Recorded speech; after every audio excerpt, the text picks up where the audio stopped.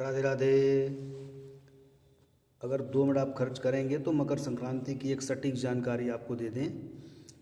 मैंने भी सुना है बहुत से लोगों को। फिलहाल आपको बता दूं, मकर संक्रांति पर लेकर कोई संशय नहीं होता है। मकर संक्रांति को आप जो ब्रह्म की स्थिति मानते हैं वो विभिन्न पंचांगों को देखकर मानते हैं। जितने आप पंचांग देखेंगे उनकी गणनाएं विविध रूप से आती हैं, तो समस्या खड़ी हो जाती है। मैं आपको एक सटीक जानकारी देता हूँ।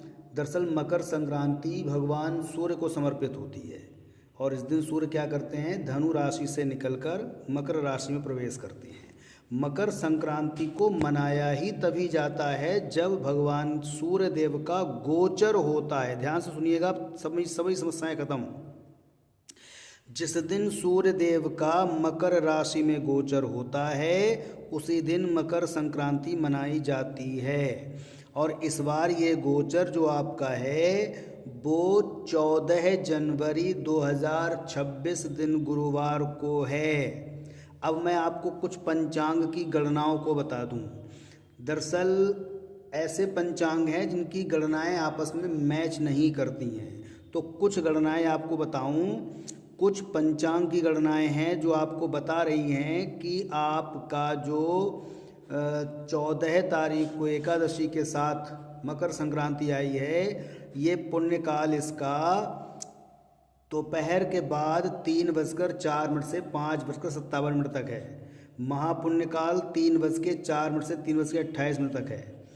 और कुछ पंचांग कहते हैं ये 3:13 से 6:15 तक है। कुछ पंचांग कहते हैं ये 3:13 से 5:02 महापुण्यकाल है। कुछ पंचांग कहते हैं कि ये दोपहर में 3 बजे प्रवेश करेंगे। कुछ पंचांग कहते हैं कि ये सुबह 9:03 से धनु से मकर राशि में चले जाएंगे। तो आप इन सभी चीज़ों को किनारे रख दीजिए। सीधी सी एक बात समझिए, 14 तारीख को सूर्यदेव धनु राशि से मकर में गोचर कर रहे हैं, तो मकर संक्रांति एकादशी के साथ ही मनाई जाएगी। अब सूर्यदेव का महत्व होता है, हमें सूर्यदेव को अर्घ देना है, तो आप 14 को भी सूर्य मंत्रों का अर्घ दीजिए और 15 की सुबह भी महापुण्यकाल है, आप दान करिए।